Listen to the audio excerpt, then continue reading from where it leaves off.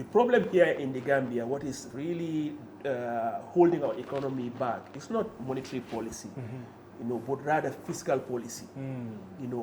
High spending, misallocation, spending money in areas that we shouldn't be spending money on, neglecting areas that we should be spending money on, excessive borrowing, poor personal choices, lack of implementation of reforms.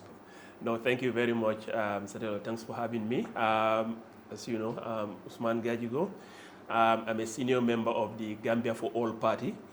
But also before going into politics, I've been a professional economist, and also I was and still I am a farmer. So I have my background in development economics and worked in multiple development institutions. Also operate multiple farms in the Gambia.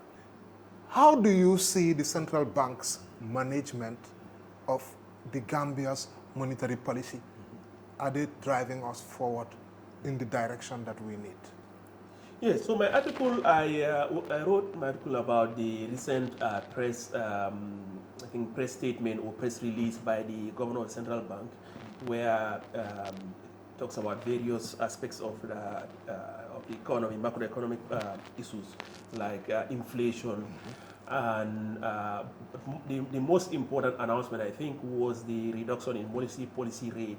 I believe it was from 16% to 14%. 2 points. Yes, 200 basis points. 200 basis points, yes. Yes, so, but yes, in that same press release, they talked about significant economic growth as a projection. And I was a bit concerned about that because it gives the impression that if you reduce that interest rate, economic growth would go about. Now, in many economies around the world, this is actually reasonable. Yeah, because the reason why lower interest rate can spur economic growth is, interest rate is the cost of borrowing. By lowering the interest rate, businesses are able to expand. Indeed. By borrowing, expansion, creating employment. And consumers can also engage in consumer spending. Yes, indeed.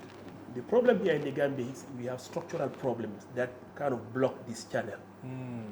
The structural problems are many. You have excessive government, excessive borrowing by the government. That they are competing and crowding out the private sector. Exactly, crowding out the private sector. Because even with the cutting of this interest rate, it's already very high. That banks are going to find it easier to buy government securities rather than lending to businesses and individuals. You also don't have an economy where consumers are very responsive to reduction in interest rate, where they will make significant housing or purchasing on credit. The problem here in the Gambia, what is really holding our economy back, is not monetary policy, but rather fiscal policy. High spending, misallocation, spending money in areas that we shouldn't be spending money on, neglecting areas that we should be spending money on, excessive borrowing, poor personal choices, lack of implementation of reforms, things like that. These are the structural areas. These are not areas on the monetary policy. So Mr. Seri can make significant announcements about how the interest rate would be cut, but that's not really going to move the needle when it comes to economic growth in the Gambia. That is all on the fiscal side. So I think here, my issue it's not so much that the interest rate should not go down. I actually think that's advisable.